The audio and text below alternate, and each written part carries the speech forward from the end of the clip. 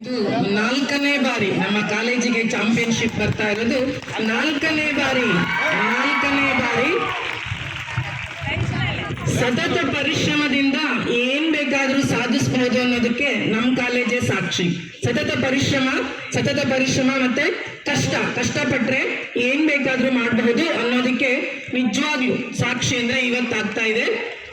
ಎಲ್ಲಾ ಕಾಲೇಜಲ್ಲೂ ವಿದ್ಯಾರ್ಥಿನಿಯರು ಬರ್ತಾರೆ. ಅದ್ರಲ್ಲಿ ಏನಾಗಿರುತ್ತೆ ಅಂದ್ರೆ ಆವತ್ತೇ ನಮ್ದು ಸ್ಪೋರ್ಟ್ಸ್ ಯಾವಾಗ ಅನೌನ್ಸ್ ಮಾಡ್ತಾರೋ ಆವತ್ತು ಡೈರೆಕ್ಟ್ ಆಗಿ ಕರ್ಕೊಂಡು ಬಂದಿರ್ತೀವಿ.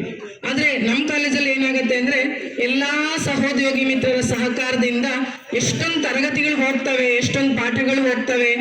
ಅದೆಲ್ಲದನ್ನು ಲೆಕ್ಕಿಸದೆ ಮತ್ತೆ ಆಮೇಲೆ ಮಾಡ್ತೀವಿ ಅನ್ಕೊಂಡು ಟ್ರೈನಿಂಗ್ ಕೊಡ್ತೀವಿ.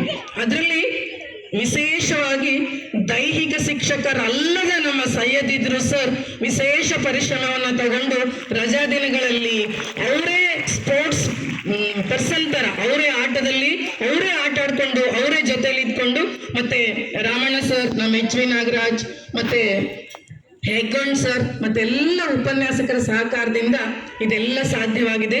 ಎಲ್ಲರಿಗೂ ಅಭಿನಂದನೆಗಳನ್ನ ಧನ್ಯವಾದಗಳನ್ನ ಸಲ್ಲಿಸೋಕೆ ಇಷ್ಟಪಡ್ತೀನಿ. ನನ್ನೆಲ್ಲ ವಿದ್ಯಾರ್ಥಿನಿಯರು ಈ ಸಾಧನೆ ಹೀಗೆ ಮುಂದುವರಿತಾ ಹೋಗ್ಲಿ, ಕಾಲೇಜಿಗೆ ಕೀರ್ತಿ ಹೆಚ್ಚಾಗ್ತಾ ಹೋಗ್ಲಿ. ಸಹಕರಿಸಿದ ಆಡಳಿತ ಮಂಡಳಿಯವರಿಗೂ, ಉಪನ್ಯಾಸಕ ಮಿತ್ರರಿಗೂ, ಉಪನ್ಯಾಸಕೇತರ ಮಿತ್ರರಿಗೂ, ವಿದ್ಯಾರ್ಥಿನಿಯರಿಗೂ ಮತ್ತೊಮ್ಮೆ ಅಭಿನಂದನೆಗಳು ಮತ್ತೆ ಧನ್ಯವಾದಗಳನ್ನ ಅರ್ಪಿಸ್ತಾ ಇದ್ದೇನೆ.